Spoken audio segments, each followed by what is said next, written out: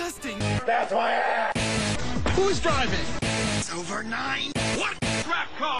Use the boots to get it. No. Huh? What the f? Hello again, everyone. This is Bionic Slime. I am your online voice for reviews of your choice, and welcome to BS Reviews. Today we take a look at a sequel to a very popular and infamous classic horror movie, the original Predator, now given a more efficient and more faithful sequel as opposed to the Alien vs. Predator sequels and the god-awful Predator 2 sequel way back when. Almost 20-some years later, we finally get a worthy successor to the Predator name. This is a review of Predators. Predators is brought to you by 20th Century Fox Films and was directed by Nimrod Antal, who's directed such films as Armored and Vacancy. It was written by Alex Litvak and Michael Finch. It stars Adrian Brody as Royce, Topher Grace as Dr. Edwin, Alice Braga as Isabel, Walton Goggins as Stan, Oleg Takarov as Nikolai, Danny Trejo as Chuchillo, and Laurence Fishburne as Noland. The plot of Predators.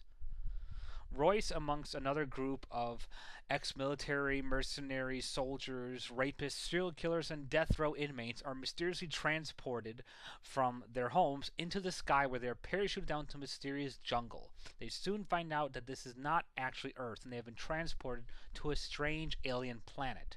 They are given weapons, equipment, and armament in order to protect themselves for the hunt that they are now being forced into. Their mission is to survive the aliens known as the Predators, who are hunting them for game. And now this wayward group of mercenaries and cutthroats must try and work together in order to defeat the ones that are hunting them, survive long enough to get off their planet, and hopefully find a way home.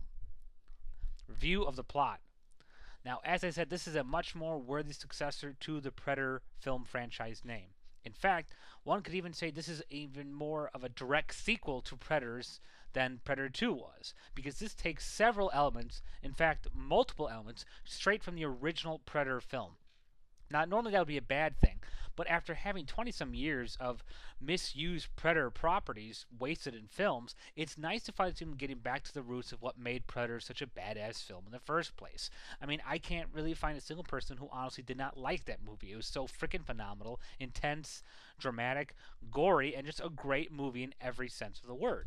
Here, they're trying to recapture that magic with Predators, and by putting them in a similar situation but with a different twist, by having them on the aliens' Predator planet instead of Earth.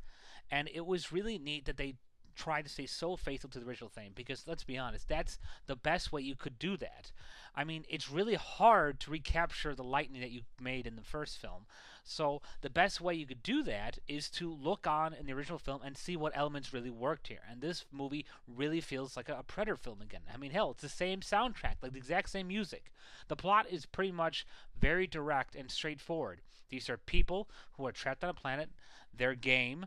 They're hunting game, and they have to hunt the hunters. It's straightforward and simple. There really isn't much depth there, but let's be honest, it's a hunt movie. That's what the Predators have always been about hunting and the thrill of the hunt and the capture and the trophy of their prey. That's what it's always been about. So it really would feel wrong to me to fault this movie for a story concept that's been around since the original Predator. It's what it's all about, and that's what this movie is all about.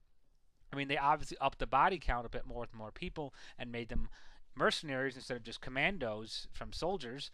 And I really love that they had some direct nods to the original Predator through certain dialogue segments that directly links this movie to the original Predator. So it's nice that they're definitely keeping the storyline connected, but at the same time staying faithful to the original film. So I'm really happy that that happens.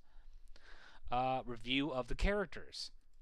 One of the downsides with this cast is that it is distinct and unique with a lot of interesting faces, but they don't really fit the bill in certain ways. For example, Arnold Schwarzenegger is the big star from the original film, and he's a big macho action star. No one in here can really fit that bill, except for one character, Danny Trejo, who played Chuchillo, but he was more of a secondary character. He was played down as more, which is kind of funny because you'd think he'd be a bigger badass in this film. I mean, he's cool for when he's in there. I won't say too much of what happens with these characters, because that's the one thing I did like about how they handle the characters, that you don't know who's going to go. They actually keep you guessing many times on who he thinks is going to last longer, who he thinks is going to go first, and I was quite surprised, which doesn't happen too often in horror movies. Adrian Brody is not your ideal, perfect, Sylvester Stallone action star. I think guys like him and Jake Gyllenhaal are trying to buff up to try to measure up to that level, and Adrian Brody is actually a very good actor. Unfortunately here, I just don't feel he fits the action role that well. I mean, he just seems kind of out of place here. I mean, his talent is unquestionable. After Splice, I really was further cemented about how much I love this guy's talent. But here, he just seems a little out of place. He doesn't seem to fit the bill enough. There are times he tries really hard to get that bill, but he just never really puts it on the right way, so to speak. Topher Grace is another piece of odd casting. I mean, what the hell is he doing here? This just feels really weird. And he plays one of the more comedic relief characters. He has an interesting role because he's the most unusual out of the group in the sense that he's not one of the mercenary killers. He's a doctor. And they play that up very interesting in the film. There's a lot of really good themes about characters and who they really are and what they're trying to do. I mean, it really does keep you guessing on who supposedly is the mercenary here in terms of these people who are supposed to be cutthroats. And I like that. Alice Braga was good as Isabel. She was interesting. I thought she was going to be like another ugly-ass, butch Michelle Rodriguez kind of character, but she got much more sympathy and more interesting development. Walton Goggins as Stan, who I just knew as the convict, he just wears an orange jumpsuit the whole time, had a really interesting role. He was funny, he was interesting, and he proved to be a lot more badass than I thought that they were going to make him. Laurence Fishburne has by far one of the most unusual roles in this film. It's a brief role, and some people feel that it feels out of place, but I felt it really helped just show how messed up things can get on this planet and how weird, it is to live under this life, this hunting life. He gave a really interesting performance. And even though, again, he's not the focus, Adrian Brody and the other people are, I was really kind of impressed at how convincing Fishburne was. You'll see it once you see him in the film. The other actors were all good, like Olga Tokarov, Nikolai. They were all right. Nothing really amazing or outstanding, but I mean, they served their purpose. Oh, by the way, kudos to the character of Nikolai bringing back the chain gun that Jesse the Body Ventura used in the original Predator. It was nice to see that again. Review the cinematography and the music. Cinematography was very good. It really showcased the alien world more vividly and more beautifully with the shots. It was kind of disappointing that they didn't use the alien planet aspect more effectively. This place just seems way too much like an Amazon jungle on Earth. And yes, that is going towards more the original Predator route, but it would have been nice that you made use of the fact that this is an alien planet and make it look a little bit more unusual. I mean, granted, there's some unusual stuff in here, but I would like to see a bit more. Music, however, was perfect. It was dead on. This is a complete restoration of the original Predator soundtrack. It's so simple. There's not much to it, but that's all you need. It makes it creepy, makes it effective, makes it get that peering feeling that you got eyes watching down on you, spying on you, looking at you from all ends. It really got that sense of paranoia and creepiness happening. And it really worked with several fight scenes, including this one Yakuza character in a fight with a Predator. There's just a lot of really good well-scored scenes here, so I'm glad they brought the original soundtrack back. All about the film. It does feel weird with some of the casting. Adrian Brody and Topher Grace were not my ideal choices. I think they're pretty good actors, but they just felt kind of weird here. I also didn't like that they didn't showcase the alien planet more effectively. I mean, there really was a lot more potential to do more with this world, but otherwise it just felt like you're just fighting on Earth again, with the exception of there being more predators than just one this time. So I felt that was kind of a wasted potential.